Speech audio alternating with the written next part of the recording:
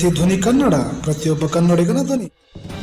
ಇಂದು ಗದಗ ನಗರದ municipal college ಮೈದಾನದಲ್ಲಿ ಆಯೋಜಿಸಲಾಗಿದ್ದ ಕಾರ್ಯಕರ್ತರ ಬಹಿರಂಗ ಸಭೆಯಲ್ಲಿ ರಾಜ್ಯ ಬಿಜೆಪಿ ರಾಜ್ಯಾಧ್ಯಕ್ಷರಾದ ಸನ್ಮಾನ್ಯ ಶ್ರೀ BY ವಿಜೇಂದ್ರ ಅವರನ್ನು ಸಿರಹಟ್ಟಿ ಮತಕ್ಷೇತ್ರದ ಶಾಸಕರಾದ ಡಾಕ್ಟರ್ ಚಂದ್ರಲಮಾಣಿಯವರ ನೇತೃತ್ವದಲ್ಲಿ ಕಡಕೋಳ ಗ್ರಾಮ ಪಂಚಾಯತಿ ಅಧ್ಯಕ್ಷೆ ಶ್ರೀಮತಿ ಹೇಮಾ ಶರಣಪ್ಪ ಹರ್ಲಾಪುರ್ ಹಾಗೂ ಕಡಕೋಳ ಗ್ರಾಮದ ಎಲ್ಲ ಕಾರ್ಯಕರ್ತರು ಭೇಟಿ ಮಾಡಿ ಶ್ರೀ BY ವಿಜೇಂದ್ರ ಅವರಿಗೆ ಸವಿ ನೆನಪಿನ ಕಾಣಿಕೆಯಾಗಿ ಕ್ರಾಂತಿವೀರ ಸಂಗೊಳ್ಳಿ ರಾಯಣ್ಣನ ಭಾವಚಿತ್ರವನ್ನು ಅರ್ಪಿಸಲಾಯಿತು.